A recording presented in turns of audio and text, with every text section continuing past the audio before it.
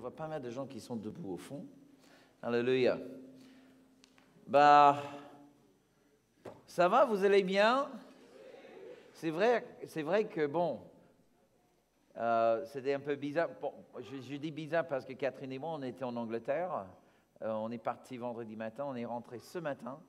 C'est la raison pour laquelle, d'ailleurs, on était un petit peu en retard. Voilà, mais un tout petit peu. Alléluia. On s'est levé vers 4 heures ce matin pour prendre le vol. Et juste pour pouvoir être avec vous. Quand même. Hein? Alléluia. Mais on était avec votre église sœur en Angleterre, qui se trouve pas trop loin de la ville de Birmingham. Et l'église va très bien. On peut dire, par la grâce de Dieu, va mieux même. Alléluia. On a eu 12 heures non-stop de ministère hier. Plus une réunion de 4 heures vendredi soir. Alléluia. Jésus est sur le trône. Amen. Donc, j'ai l'impression que mon cerveau est rempli de roast beef et pommes de terre. Bon. Mais lorsque la chair est faible, ça donne plus de place à la grâce. Amen. On va prier. Alléluia. Papa, merci pour ta présence avec nous ce matin. Oh, Seigneur, même d'avoir vécu des bonnes choses hier, hein, de voir des gens vraiment transformés dans ta présence, mais rien n'est comparable au moment où on rentre chez soi. Et vraiment, Papa, quelle joie d'être ensemble ce matin, d'être avec notre famille. Alléluia, d'entendre cette belle louange. Alléluia, de voir un peuple qui te loue d'un cœur entier. Alléluia. Wouh! Gloire à Dieu, gloire à Dieu. En ce moment, Papa, tu nous donnes l'esprit de révélation, tu nous donnes l'esprit de sagesse dans toute la connaissance de Christ. Tu nous ouvres les yeux, tu nous ouvres aussi les oreilles. Alléluia, tu rends tendre nos cœurs afin que ta parole puisse nous pénétrer dans les profondeurs avec une autorité divine qui nous transforme de plus en plus à l'image de Jésus. Seigneur, nous te remercions que toute chose qui s'oppose à toi et qui s'oppose à ta volonté et à la manifestation de ta présence, toutes ces choses sont mises maintenant sous nos pieds. Nous les dominons au nom de Jésus. Je me disais que j'ai fermé les yeux, vous êtes partis. Non, vous êtes encore là? Je ne vous entendais pas. Hein? Je referme l'œil. Et Seigneur, alléluia, nous les dominons au nom de Jésus. Ah, c'est beaucoup mieux. Hein? Pendant quelques secondes, je me suis dit, oh, je me suis trompé de l'adresse. Alléluia, tu nous parles, Papa, car nous voulons être changés par ta parole. Alléluia. Woo! Gloire à ton nom. Nous voulons chercher ta face. Alléluia, nous te remercions pour ta main, mais c'est ta face qui nous interpelle ce matin. C'est ta face qui nous attire. Nous voulons voir ta face, Jésus. Alléluia, nous ne voulons pas attendre ce moment au ciel, là où nous sommes plus séparés par la voile de ce monde. Nous voulons voir ta face maintenant. Maintenant, Papa. Maintenant, Papa. Pas demain, pas la semaine prochaine, pas cet après-midi. Maintenant, nous voulons voir ta face. Donc, déchire tous les voiles qui pourraient nous séparer de ta face. Révèle-toi à nous. Nous le prions au nom de Jésus et pour sa gloire. Alléluia. Tout le monde dit Amen. Amen. Gloire à Dieu, gloire à Dieu. Ben, ça fait quoi? Je ne me souviens même plus. Je ne sais même pas quel jour nous sommes, mais ce n'est pas grave. Nous sommes ensemble, Dieu est là. Mais je sais que pendant quelques jours, on parle de chercher la face de Dieu. Que nous voulons être un peuple qui cherche la face de Dieu. Il y a deux choses de Dieu qui se manifestent envers les êtres humains. Il y a la main de Dieu et puis il y a la face de Dieu. Et je trouve que dans nos traditions pentecôtistes, charismatiques, comme vous voulez, tous les hystéiques, on a tendance plutôt d'être fasciné par la main de Dieu. Catherine et moi, on faisait un petit peu le bilan hier avant de se coucher. Et puis on se disait, oui, c'était super bien. On aurait voulu voir plus de guérison. C'est ça ce qu'on a vu. On aurait bien voulu voir. Oui, quelque chose comme ça. Plus de miracles, plus de guérison.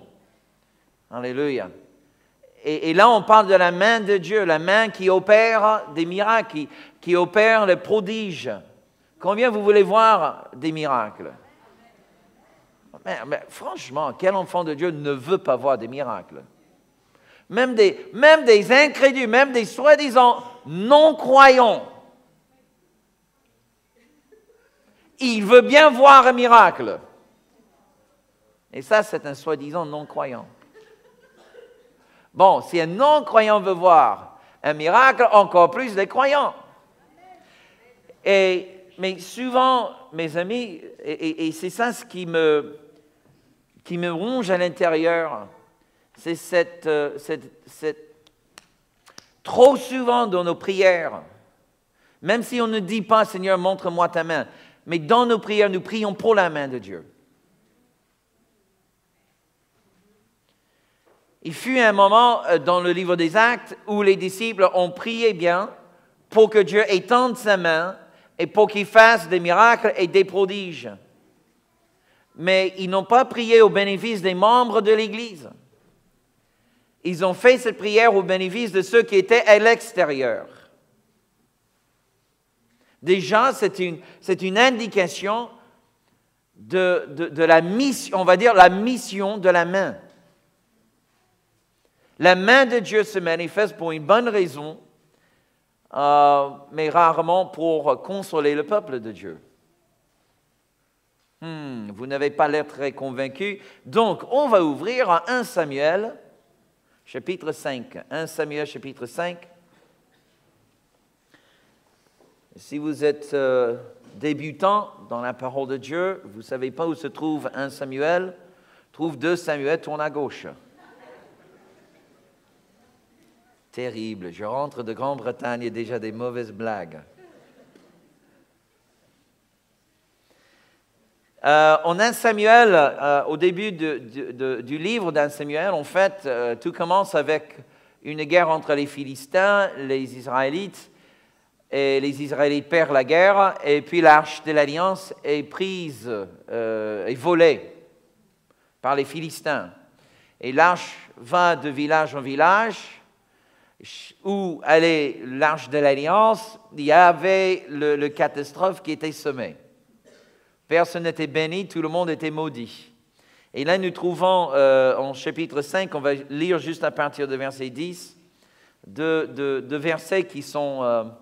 j'aime beaucoup ça. Voilà pour tous ceux et celles qui veulent que la main de Dieu se manifeste. Vous êtes prêts? Vous allez aimer ça. Alors, verset 10, 1 Samuel 5, 10. Alors, ils envoyèrent l'arche de Dieu à Écron. Ce sont des Philistins. Lorsque l'arche de Dieu entra dans Écron, les Écroniens poussèrent des cris, mais ce ne sont pas des cris de joie, en disant, « On a transporté chez nous l'arche du Dieu d'Israël pour nous faire mourir, nous et notre peuple. » Okay, l'arche de l'Alliance représentait la présence de Dieu. Okay, les Philistins, ils avaient une telle foi dans la présence de Dieu. Okay? Honnêtement, c'est la même foi que manifestent les démons en présence de Jésus. Jésus, il arrive, il y a des démons qui sont présents et les démons commencent à crier « Ah non, mais pas toi !» Vous imaginez la scène, Jésus entouré de pharisiens qui n'acceptent pas qu'il est le Messie, entouré des affamés qui le suivaient parce qu'il multipliait les pains et les poissons, et il cherchait un Big Mac gratos, et quelques disciples qui croyaient de temps en temps que, Dieu est avec lui. Mais ceux qui étaient le plus croyants en ce moment-là, c'était des démons. Eux, ils étaient convaincus de la puissance de Jésus. Et dès que Jésus arrivait dans leur présence, alors là, ça semait la panique partout. Vous imaginez même un démon lui dire, s'il te plaît Jésus, s'il te plaît, aie pitié sur nous, envoie-nous dans les couchons. Ça serait mieux. Quelle négociation. Incroyable. Parfois, mes amis, les non-croyants sont plus croyants que les croyants. Hello. Ça, c'est le cas chez les Philistins. On va mourir, la présence de Dieu est parmi nous, on va tous mourir. Verset 11. Et ils firent chercher et assemblèrent tous les princes des Philistins, et ils dirent, renvoyez l'arche du Dieu d'Israël, qu'elle retourne en son lieu, et qu'elle ne nous fasse pas mourir, nous et notre peuple. Car, regardez ça, car il y avait dans toute la ville une terreur mortelle. Une terreur mortelle. La main de Dieu s'y apesantissait fortement. Fortement. Une autre traduction dit tout simplement que la main de Dieu était fortement contre eux. Wow! Déjà, honnêtement, cette notion que la sainte présence de Dieu arrive chez un peuple incrédule, infidèle, idolâtre, ils sont frappés d'une terreur mortelle. Puis-je vous rappeler tout simplement que Dieu n'a pas changé. Le Dieu que nous adorons aujourd'hui, c'est le même qu'adoraient les Israélites en ce jour-là. Mais partout dans la Bible où vous voyez la main de Dieu est toujours manifestée envers ceux de l'extérieur. Parfois pour leur faire du bien, parfois pour leur faire du mal. Il y a Jean-Baptiste, dont la Bible dit, la main de Dieu était avec lui. Ça, c'est pas mal. La main de Dieu était avec lui. C'est mieux que la main de Dieu soit avec toi que sur toi. OK? La main de Dieu, c'est-à-dire que lorsque vous sortez de cette pièce, frères et sœurs, la main de Dieu est avec vous. La main de Dieu est avec vous pour faire des prodiges, pour faire des miracles. Les miracles, mes amis, ne sont pas principalement destinés aux enfants de Dieu. Ça vient dans le package, si vous voulez, OK? Les miracles, les guérisons, les délivrances, tout ça, c'est dans le package qu'on appelle le salut, le sozo. Le salut. Le salut n'est pas juste être converti. Le salut, c'est beaucoup plus grand que ça. Le salut commence avec la conversion, d'être né de nouveau, mais la nouvelle naissance me fait entrer dans le sozo de Dieu. J'entre dans le salut, et le salut est global dans ma vie.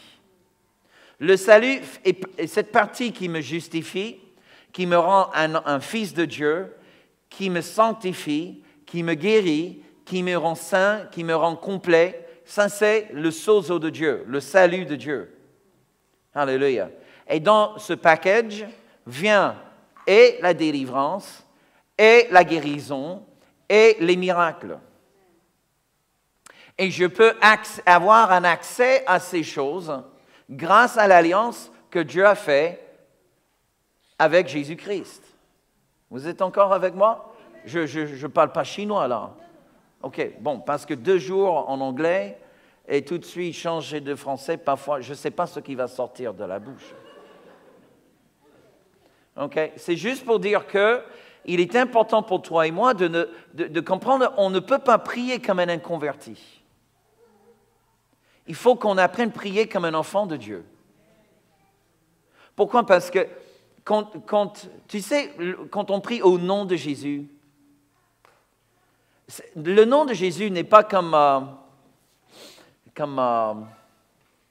une baguette magique, comme une formulaire de sorcellerie, comme une incantation, comme comment tu appelles ça, la patte d'un lapin? Non? Un gris-gris? OK, gris-gris. C'est pas ça. Je ne sais pas de quoi il s'agit, mais bon, c'est pas ça non plus. Porte-bonheur, voilà. Ce n'est pas une porte-bonheur. OK, ce n'est pas, voilà, je vais déverser mon cœur et je ne suis pas sûr que Dieu va m'entendre, donc je vais rajouter la phrase « au nom de Jésus ». Comme ça, il est obligé maintenant de m'écouter. Ça n'a rien à voir. Quand je prie au nom de Jésus, en fait, je prie dans le nom. C'est-à-dire, je sais que ce n'est pas vraiment le bon français, mais suivez-moi. Ça veut dire qu'en quelque sorte, je ne viens pas au Père au nom de Robert. OK? Imaginez, mon imagination est un petit peu en panne ce matin. Mais que j'ai besoin d'envoyer... ah oui, c'est bien. OK, là, Catherine devait chercher une carte bancaire à la banque. Et Philippe nous a dit, mais elle aurait pu, ça s'appelle comment, signer une procuration. OK? C'est-à-dire que Catherine signe une procuration, elle le donne à Philippe, et Philippe se présente à la banque et dit, au nom de Catherine Baxter, j'aimerais recevoir sa carte. Et grâce à cette procuration, la banque est obligée à rendre à M. Gablin la carte qui appartient à Catherine. C'est-à-dire qu'en gros, toi et moi, nous n'avons rien. Il n'y a rien qui nous appartient au nom propre. Tout ce que toi et moi, nous avons appartient à Jésus. Vous comprenez ça? En fait, le fait que lui s'est rendu à notre place sur la croix, il devient mon substitut aux yeux de Dieu. Maintenant, quand je viens à Dieu, je ne viens pas en mon nom, je viens au nom de Jésus. Je suis dans son nom. Et grâce à ça, maintenant, j'obtiens toutes les bénédictions qui appartiennent à Jésus. Mais un non-croyant ne prie pas ainsi. Il ne peut pas. Pourquoi? Parce qu'il n'est pas en Jésus.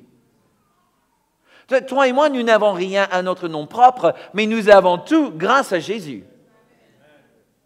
Mais un non-croyant, il n'a strictement rien. Il dépend uniquement sur la miséricorde de Dieu. OK. C'est clair. OK. Donc, quand tu pries, ne prie pas comme un inconverti. Tu as prié une fois comme un inconverti le jour où tu as donné ta vie à Jésus. Et tu t'es converti. Tu étais converti par la puissance de Dieu. Donc, à partir de là, c'est la dernière prière que tu fais en tant que non-croyant. Désormais, tu pries comme un enfant de Dieu. Pourquoi? Parce que maintenant, tu n'es pas en dehors de Jésus, tu es dans Jésus, en Jésus. OK. Ça, c'est très important. Donc, quand on parle de la main de Dieu, et c'est là où, dans nos intercessions et dans nos prières, il faut comprendre que lorsqu'on prie, Seigneur, tu étends ta main. Dieu, il étend toujours sa main envers ceux qui ne sont pas héritiers des alliances, qui n'ont aucune bénédiction du tout, qui sont dévoués à la destruction. Et Dieu veut vraiment étendre sa main. Vous n'avez pas l'air très convaincu ce matin, mais il veut étendre sa main. Vraiment. Et puis, je veux dire, les démons savent que Dieu veut étendre ses mains, et ils le croient même, si je peux, plus que nous.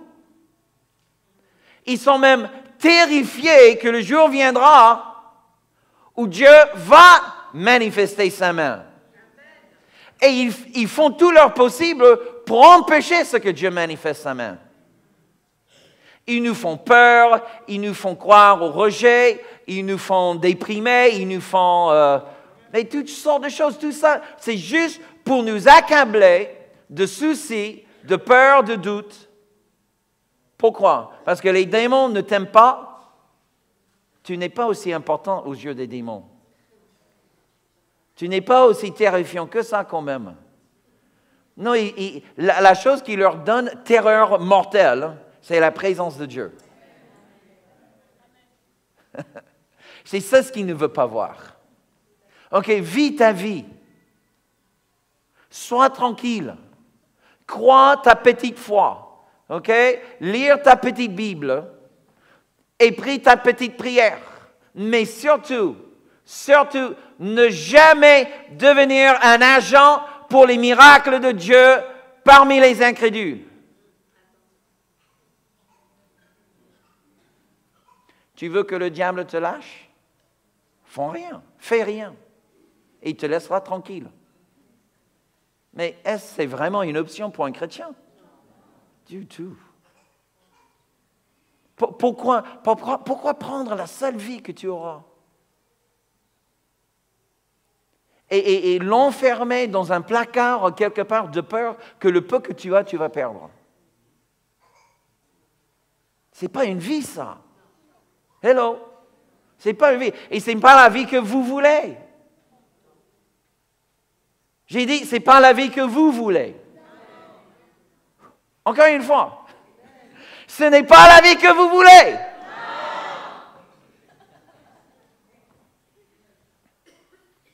Donc, si la main de Dieu est destinée aux incrédules, de quelle partie de Dieu est destinée aux enfants de Dieu? À la face. Alléluia. On va lire quelques textes sur la face de Dieu. Je vous ai parlé beaucoup dimanche dernier des textes qui se trouvent en Exode. Mais lisons quelques textes qui proviennent des psaumes, qui nous parlent beaucoup de la face de Dieu. Regardez Psaume 15, s'il vous plaît. Psaume 15.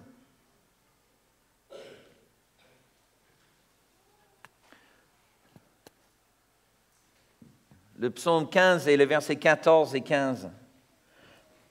Pardon.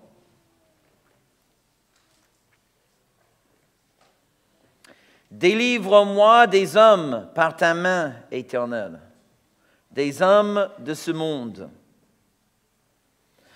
Leur part est dans la vie, et tu remplis leur ventre de tes biens. Leurs enfants sont rassasiés, et ils laissent leur superflu à leurs petits-enfants. Ils laissent leur superflu à leurs petits-enfants. Pour moi, là c'est pas mal pour les incrédules. Hein? Verset 15. Pour moi, dans mon innocence, je verrai quoi? Vous êtes avec moi? Je vous ai perdu? 15. Ah bon? Il n'y a pas de verset 15? Bah si. C'est quel verset? C'est comme vous parlez en langue, là. Verset 7? Ah bon? Psaume 17. Vous savez, ma mère me disait toujours, fiston, n'écoutez pas ce que je dis, écoutez ce que je voulais dire. Je n'ai jamais compris ça, jusqu'à aujourd'hui, voilà. C'est le psaume 17. 16? 17. Désolé. Et le verset 15, c'est ça? 14 et 15. Waouh, vous êtes super. Encore une fois. Délivre-moi des hommes par ta main éternelle, des hommes de ce monde. Leur part est dans la vie, et tu remplis leur ventre de tes biens. Leurs enfants sont rassasiés, et ils laissent leur superflu à leurs petits-enfants. C'est pas mal, hein? Il ne faut pas s'inquiéter lorsque tu vois les infidèles prospérer. Ça arrive. Mais regarde ce que David dit. Ah, mais moi, dans mon innocence, dans la pureté de mon cœur, je verrai ta face. Tout l'argent au monde n'égale jamais la face de Dieu.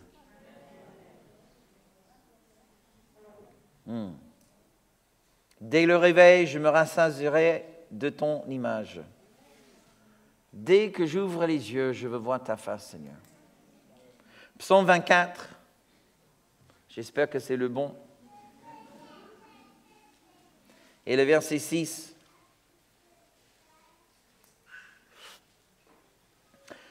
Voilà le partage de la génération qui l'invoque, de ceux qui cherchent ta face, la face de Dieu de Jacob. Voilà le partage, ou voilà l'héritage de la génération qui l'invoque, de chercher ta face.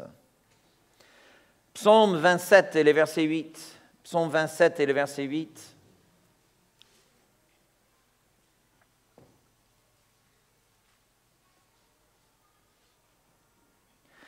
Il y a plusieurs versions qui le rendent différemment, mais bon, voici le Louis II. Mon cœur dit de ta part, cherchez ma face. Point. Je cherche ta face, ô Éternel. Une autre traduction a dit, tu as dit, qui cherche ma face? Et moi je réponds, moi je chercherai ta face. Alléluia. Non? Encore perdu? C'est le pain perdu? Non?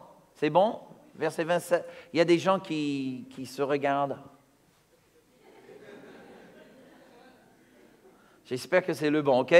Voilà, je crois que vraiment c'est une sorte d'interrogation dans le cœur de Dieu. Y a-t-il un peuple qui va chercher ma face?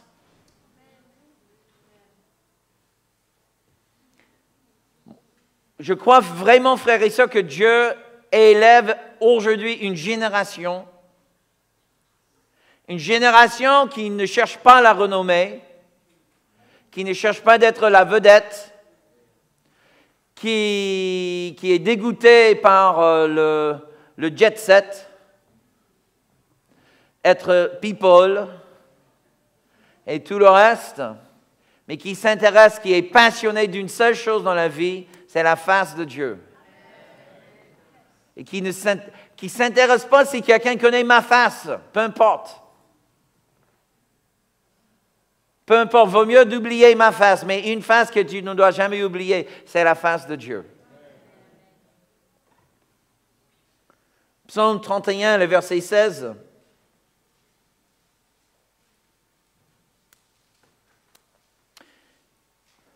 « 31 et le verset 16. « Fais luire ta face sur ton serviteur.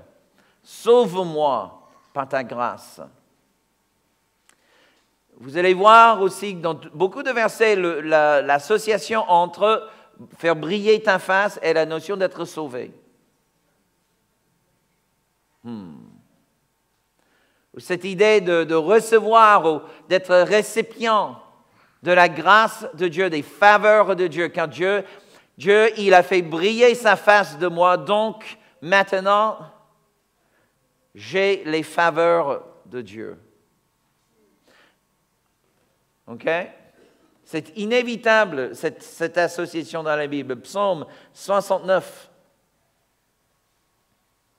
Psaume 69 et le verset 16.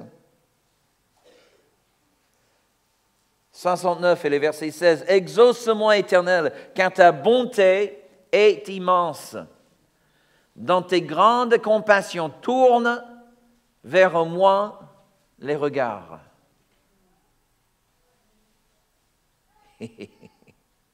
Désolé, quand je vois mes enfants sur le premier rang, je ne peux pas m'empêcher de penser certaines.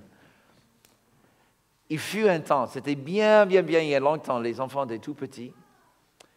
Et tous les samedis matins, je les amenais à la piscine. C'était bien avant la création de Priscalis. Depuis Priscalis, je ne fais que ça le samedi matin. Mais bon, c'était tout petit et c'était toujours... Regarde papa, regarde papa. Regarde papa, regarde. Elle saute. Très bien ma fille. Elle sort de la piscine. Regarde papa, regarde papa, regarde papa. Elle saute. 2 fois, 3 fois, 10 fois, 20 fois. Oui chérie, oui chérie. Regarde papa, regarde papa. Oui chérie, oui. Tourne ton regard vers moi. Mais son cri n'était pas un cri de désespoir. Son cri n'était pas le cri d'une de ses copines qui ne me connaît pas, qui n'a aucune confiance en moi. Elle savait bien que j'étais intéressé à elle. Vous comprenez la différence? Tu vois, le cri de quelqu'un qui n'est pas sûr de la personne en face, n'est pas sûr que la personne en face veut vraiment prêter son attention. Tu vois, son cri est différent. C'est un cri de désespoir. C'est comme les disciples dans la barque. Lorsque Jésus s'endort, il y a une tempête qui menace le bien-être des disciples et il le réveille en disant « Quoi, tu ne te soucies pas pour nous? On va tous mourir !» Ça, ce n'est pas le cri d'un croyant. Ça, c'est le cri d'un non-croyant. Ça, c'est le cri du désespoir. Mais le cri d'un enfant qui est sûr de son père. Papa, papa, regarde. Regarde, papa. Papa, regarde. Regarde, papa. Papa, regarde, regarde. Encore une fois, regarde encore. Regarde encore, regarde encore. J'attendais la sieste pour qu'elle ne dise plus, OK, regarde papa, regarde papa. Regarde papa, je vais dormir. Bon. Très bien, ma fille. Non. Désolé, ma chérie. Alléluia. Mais je crois que quelque chose chauffe dans le cœur de notre papa céleste. Quand il entend de ses enfants, papa, papa, regarde. Regarde papa, regarde papa. Hé papa, là il y a un malade. Regarde papa, je vais prier pour le malade.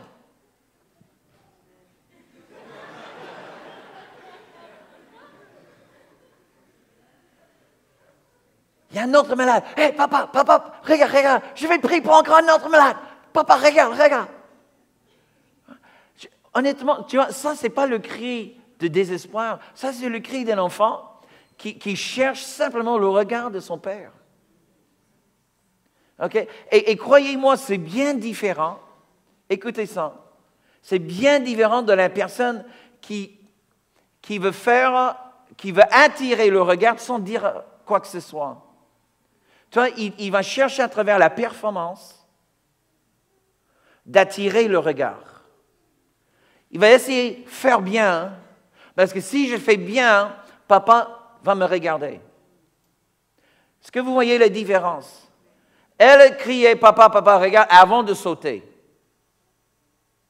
Pour la plupart de nous qui ne sont pas très sûrs de notre relation avec papa, on va sauter et puis demander pourquoi il ne m'a pas regardé.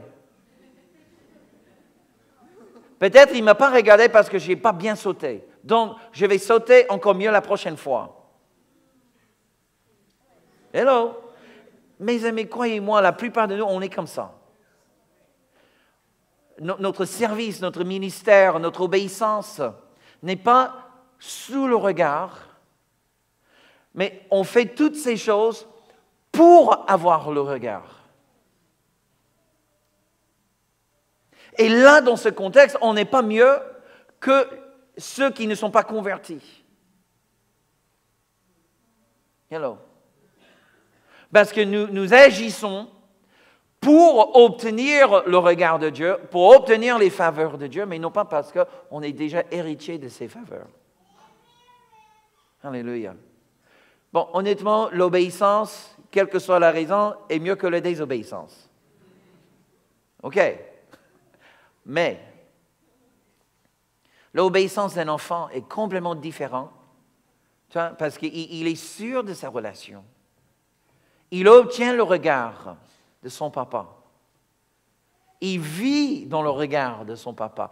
La face du père est continuellement tournée vers ses enfants. Quand je suis entré dans la salle de culte ce matin, j'ai cherché juste 2 visages. J'ai salué pas mal de gens avant que j'ai trouvé les 2 visages que je cherchais. Mais enfin, j'ai trouvé les 2 visages qui m'intéressaient le plus. OK? Et là, j'étais heureux. Alléluia. Le visage s'allume. Alléluia. Pourquoi? Parce que elles m'apportent un tel bonheur. Mais qu'est-ce qu'elles ont fait, Robert? Dis-nous, comment elles vivent? C'est une question, il n'y a même pas une réponse. Ce sont mes enfants, je les aime, c'est tout. Ce n'est pas plus compliqué. Mais si tu n'as pas pu vivre ça chez toi, c'est vrai, je peux comprendre que maintenant que tu entends ça, oh là, vivre sous le regard de mon Père céleste, mon Père terrestre était un terreur. Et je faisais tout pour éviter son regard. Pourquoi je voudrais maintenant attirer le regard d'un Père céleste? Ça ne m'intéresse pas. Mais ça, c'est le travail que Dieu va faire dans nos vies. Amen. C'est un travail gigantesque. Alléluia. Parce que tant qu'on n'apprenne pas le regard de notre Papa céleste, tout notre héritage est mis de côté. Parce que Dieu, il a fait en sorte que dans l'économie céleste, la monnaie d'échange, c'est la foi. OK? C'est la foi. Si on nous annonce aujourd'hui, tu rentres à la maison, tu regardes les infos du soir, et ils annoncent qu'à partir de vendredi prochain, il n'y aura plus des euros. On va échanger pour la monnaie chinoise. OK? Je ne sais pas, c'est le yen? Le yen. OK? Il n'y aura plus d'euros. À partir de vendredi, c'est que de la monnaie chinoise. OK? Vu que les Chines ont acheté presque la moitié de la France déjà, bon. Autant de changer la monnaie. Peut-être pas encore la moitié de la France, mais ils ont déjà acheté les 3/4 des États-Unis. Bon, ça c'est vrai. Ah oui, 3/4 de la dette fédérale américaine est tenue par les banques chinoises. Bon, bref, c'est pas dans la Bible, mais c'est dans la vie. OK? Juste supposer. Maintenant, vous allez faire quoi jeudi? Avec les euros que vous avez? Est-ce que vous allez dire, ouais, mais bon, les euros ont toujours marché, pourquoi les changer maintenant? Non, on vient vous annoncer que partir du lendemain, ça ne va plus marcher. Parce que là, on va utiliser une autre monnaie. Si vous gardez vos euros, vendredi, qu'est-ce que vous allez pouvoir acheter? Pas grand-chose, hein? Avant de venir en Jésus, la monnaie d'échange avec Dieu, c'était la miséricorde. Dieu, par pitié, agissait pour te faire quelque bien. Maintenant qu'on est enfant de Dieu, Dieu, il a changé la monnaie d'échange. Et maintenant, c'est la foi. Tu n'as jamais prié pour quelqu'un non chrétien qui était malade? Il était guéri comme ça? Et toi, tu souffres pendant des semaines? Et tu dis, oh papa, pourquoi tu ne me guéris pas? Hello? Parce que tu vois, pour l'incrédule, c'est la miséricorde de Dieu qui marche. Mais pour toi, la monnaie d'échange est différente. C'est la foi qui marche. Tu as changé la citoyenneté. Tu étais dans le monde avec une monnaie d'échange. Maintenant, tu es dans le royaume céleste. La monnaie d'échange n'est pas la même. Ici, c'est la foi qui marche. Et c'est pour ça que tu pries pour un non-croyant. C'est plus facile de guérir un non-croyant que de guérir un chrétien. Surtout que si le chrétien n'a pas encore appris comment marcher par la foi. Alléluia. OK? Mais ce qui nous appartient, c'est la face de Dieu. C'est ça ce que Dieu veut nous révéler. C'est sa face. Pourquoi alors donc, c'est si difficile parfois pas de trouver la face, mais de profiter de la face de Dieu. OK? Tournez à Ésaïe 59. Ésaïe 59. La face de Dieu. Ésaïe 59. Je me lève le matin et mon cri, Papa, je veux voir ta face. Alléluia, toute la journée, Seigneur, je veux voir ta face. Je veux vivre sous le regard de tes yeux. Alléluia. Je veux entendre les douces paroles qui sortent de ta bouche. Je veux la face de Dieu. Oh, alléluia. Oh, je crois que je suis le seul dans la pièce qui veut voir la face de Dieu. Donc, je vais garder la face rien que pour moi. D'accord? Je ne vais pas partager. Désolé. Ésaïe 59. Mais il y a un problème. Hein? Il y a un problème en ce qui concerne la face de Dieu. C'est quoi le problème? Ésaïe 59, 1 et 2 nous disent: non, la main de l'Éternel n'est pas trop courte pour sauver. Encore une fois, c'est la main étendue vers le non-chrétien, vers le non-croyant. Sa main n'est pas trop courte pour sauver, ni son oreille trop dure pour entendre. Mais, ce sont vos crimes qui mettent une séparation entre vous et votre Dieu. Ce sont vos péchés qui vous cachent sa quoi? Sa face, et l'empêche de vous écouter. C'est vos péchés qui cachent la face. C'est-à-dire que tu marches avec le Seigneur, tu marches avec ton papa, mais là, tu décides, voilà, je veux ça. Papa, il dit, mon enfant, ça, c'est pas bon pour toi. Je ne veux pas que tu prennes ça. Je le veux. Et Dieu va me pardonner. On le fait. Et puis là, il y a comme une espèce de film. Oui, comme un voile. Je pensais à ce plastique qu'on peut mettre parfois, qu'il faut mettre sur les fenêtres d'ailleurs, pour mieux cacher le soleil. Mais tu vois, ça commence à bloquer. Imaginez que tu mets comme un plastique sur une fenêtre. Okay? Il y a encore de la transparence, il y a encore de la lumière qui filtre à travers. Mais à chaque péché, tu mets encore une sorte de couche de plastique dessus. Et encore, et encore, et encore, jusqu'à ce qu'il n'y ait plus aucune lumière qui traverse la fenêtre. Là, ça, c'est la face de Dieu qui est cachée. La face est toujours là. Tu es toujours un enfant de Dieu. Mais la face est désormais cachée. Donc, qu'est-ce que Dieu fait? Il commence à enlever, voilà, une feuille de plastique enlevée. Ah, merci Seigneur. Ah, mais fiston, il y a encore un autre? Encore un autre? Oui, encore un autre. OK.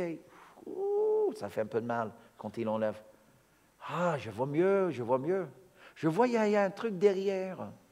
Oui, c'est pas très clair parce qu'il y a encore des couches de plastique là. Ah bon? Oui. Et là, avec miséricorde, OK, amour, il enlève encore une autre. Ah, je vois encore mieux. Combien de couches de plastique sont sur la fenêtre? Je ne sais pas. Je ne sais pas. Chose est sûre et certaine, je ne veux pas en rajouter. Quoi faire? Quoi faire? Quelques minutes de gratification pour la chair égale combien de couches de plastique sur la fenêtre? Que tôt ou tard, parce que je suis destiné à voir sa face, Dieu, de toute manière, va chercher à enlever les couches de plastique. Pourquoi en rajouter? Hello? Écoute, je suis un peu lent, mais je ne suis pas stupide. Péché égale stupidité. Oui, c'est très théologique, mais je vais le redire. Péché égale stupidité. Pourquoi?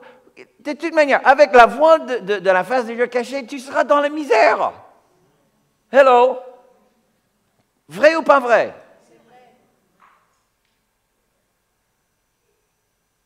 Et tu peux rajouter péché sur péché sur péché sur péché jusqu'à ce que la pièce de ton âme est complètement dans le noir. Mais crois-moi, tu seras encore plus dans la misère. Tu ne seras pas du tout content de ta vie. Pourquoi? Parce que quelque chose au fond de toi te rappelle, tu es né pour vivre sous le regard de son visage. Et tu dis, OK, Seigneur, pardonne-moi. oui, je te pardonne pour tout, mais il va falloir enlever les plastiques une à la fois. Et ça fait mal parfois. Encore une. Je n'aime pas. Oh Seigneur. Encore. Il y en a combien, papa? Il ne dit jamais. J'ai compris un truc, mais ça reste entre toi et moi, d'accord? Il ne veut pas nous décourager en nous disant combien on reste. Il y a tant que ça. C'est pas possible. Si. Le cœur de l'homme est tellement tordu, qui pourrait le sonder? Seul Dieu. Mais il enlève, et il enlève, et il enlève. Le plus merveilleux, frères et sœurs, c'est que de temps en temps, il nous fait coucou, pouf, tu vois, juste pour nous donner un petit peu plus de goût. Ok, ouais. Ah, j'ai vu! Oh, oula, il est parti. Mais pour une seconde, je l'ai vu. J'ai vu sa face, juste pour une seconde, je l'ai vu. Mais elle est partie où? Elle est toujours derrière ses fiches de plastique. Dieu fait ça parfois juste pour nous encourager, pour nous donner le goût d'avancer. Alléluia. C'est ton héritage. C'est ton héritage.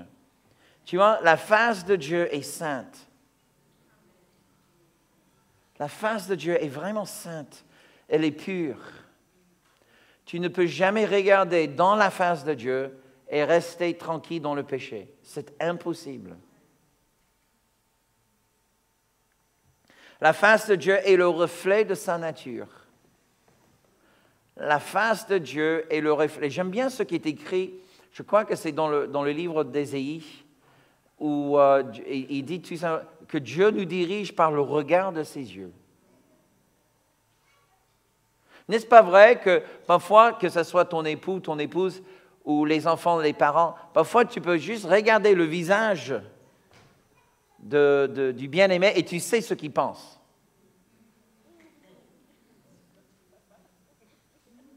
Oui, tu ne vas pas là. Hein?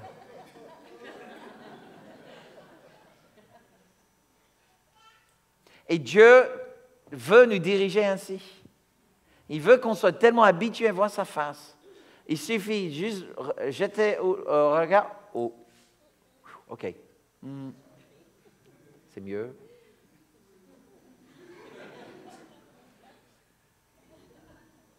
Alléluia.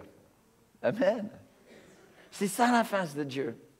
La face de Dieu est aussi la présence de Dieu. Quand la Bible parle de sa face, il faut comprendre que la face, c'est la présence.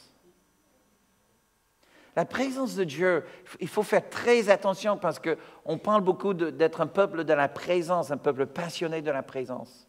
Mais pour tous ceux ici qui sont sortis d'un milieu religieux assez mystique, c'est toujours très, très, très difficile de comprendre ce qu'on entend par la présence. Parce qu'il y a une tendance d'être mystique, mais ça ne touche que l'âme. Ce n'est pas spirituel. C'est plutôt émotionnel ou psychologique.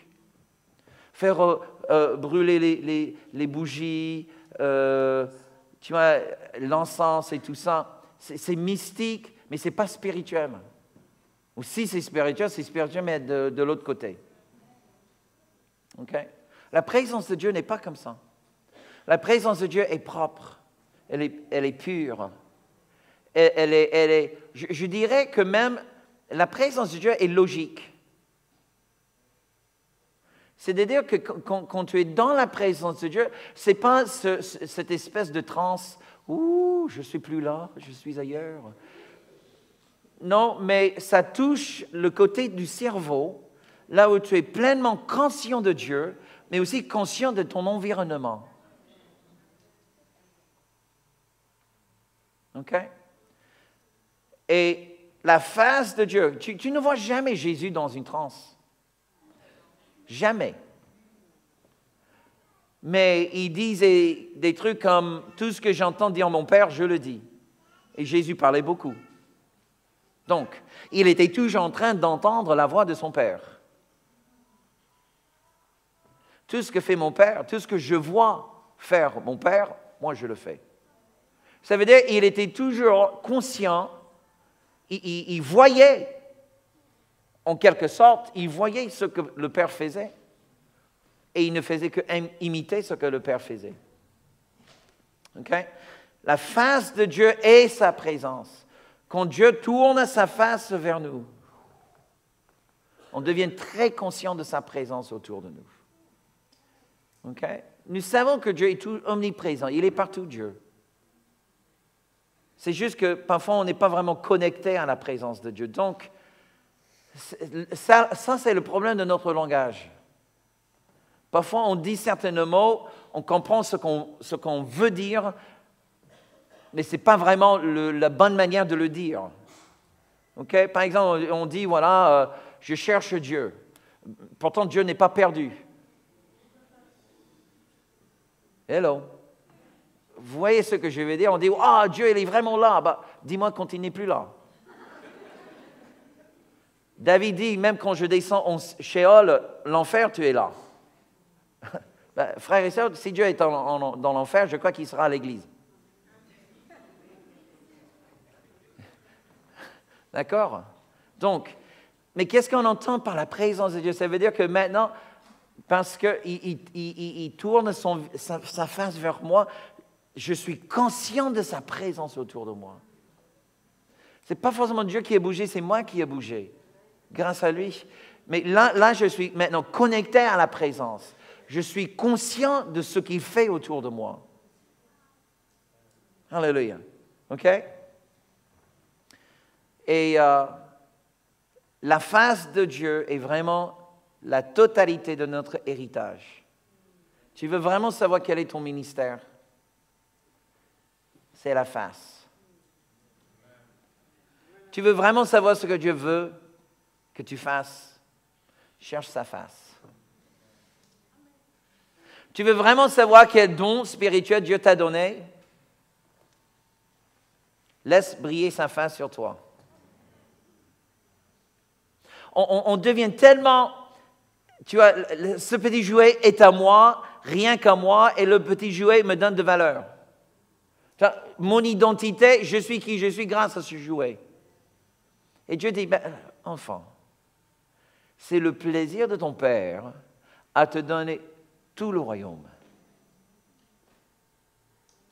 Donc, lâche le petit jouet et regarde ma face. Parce que dans ma face, tu as tout. Alléluia. Amen. Et quand tu vois la face de Dieu, tu sais, la face de ton ennemi, ça fait plus peur. Ça fait plus peur. La face du diable, oh, face à la face de mon Père, tu plaisantes. Ce n'est pas le semblable, mais c'est presque comme comparer la face d'une mouche à côté de la face d'un éléphant. Et même ça, ce n'est pas vraiment bien correct. Mais comparer la face de mon ennemi avec la face de mon Père céleste, le créateur des univers, qui n'a pas de fin, qui n'a pas de début, qui est éternellement présent, qui est le Tout-Puissant, il sait tout, il fait tout, il est en tout, il m'aime, il est pour moi, et si lui, il est pour moi, qui sera contre moi? Et s'il tourne sa face vers moi, de quoi j'aurai peur? De quoi pourrais-je avoir peur? Rien. Alléluia. Pourquoi? Parce que là, la face de Dieu brille sur moi. Et ainsi, la bénédiction que Dieu donne aux Lévites de prononcer sur le peuple de Dieu, rapidement, si je peux avoir le groupe de louanges, s'il vous plaît. Nombre, chapitre 6. Nombre, chapitre 6.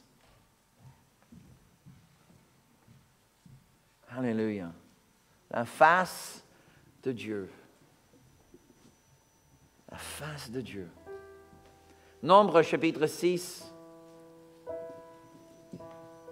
Tu vois, Dieu, il cherchait, comment vais-je mettre mon nom sur mon peuple? Comment va-t-il connaître et savoir toujours que je suis avec eux? Donc, Dieu donne aux Lévites une prière à faire sur le peuple. Et j'aimerais vraiment... Je suis toujours là? Oui. J'aimerais vous encourager tous d'apprendre cette prière par cœur et de la dire sur vous-même tous les jours. Avant de quitter la maison, avant de partir dans le monde en tant que missionnaire, oui, vous êtes tous des missionnaires, vous invoquez cette prière sur vous.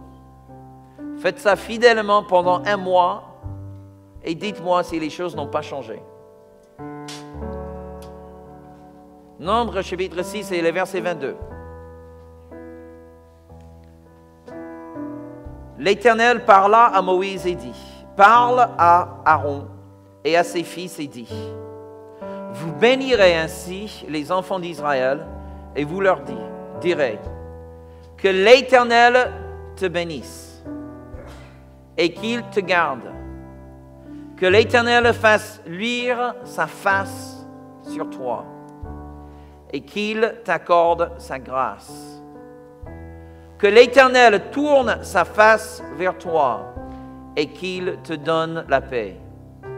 C'est ainsi qu'ils mettront mon nom sur les enfants d'Israël et je les bénirai.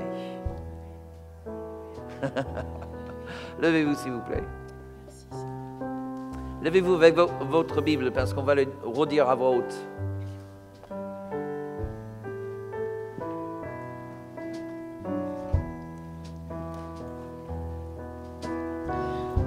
Je vous rappelle que le mot éternel est le mot d'alliance, le nom d'alliance que Dieu a donné à son peuple d'Israël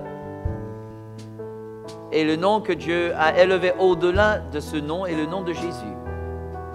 C'est-à-dire que nous avons droit à ce nom, un nom d'alliance. Alléluia.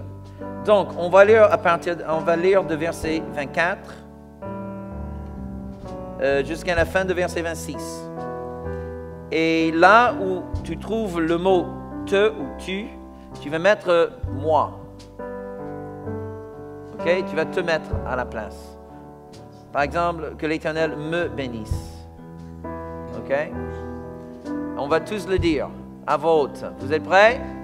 Ok, 1, 2, 3. Que l'Éternel me bénisse et qu'il me garde. Que l'Éternel fasse luire sa face sur moi et qu'il m'accorde sa grâce. Que l'Éternel tourne sa face vers moi et qu'il me donne la paix. Alléluia. Maintenant, prends la main de la personne à côté. Essaie de garder la Bible dans ta main. OK? Et tu vas le prononcer maintenant sur cette personne. OK? Essaye avec un œil, regarder ta Bible et avec l'autre œil, regarde-lui dans la face. OK? Vous allez le dire au même temps. Vous êtes prêts? 1, 2, 3. Que l'Éternel te bénisse et qu'il te garde. Que l'Éternel fasse luire sa face sur toi et qu'il t'accorde sa grâce. Que l'Éternel tourne sa face vers toi et qu'il te donne la paix. Alléluia, alléluia. Est-ce que vous voulez bien lever les mains vers le Seigneur? Papa, en ce moment d'adoration, en ce moment dans ta présence, tu tournes ta face vers nous, tes enfants. Et tu fais briller ta face. Tu fais briller ta face sur nous. Alléluia. Alléluia. Car dans la lumière de ta face, Seigneur, nous trouvons le salut, nous trouvons la grâce, nous trouvons la paix. Alléluia. Levons tous les mains et adorons Papa maintenant. Élevons le nom de Jésus parmi nous et laissons Jésus, laissons notre Père briller sa face sur nous. Alléluia.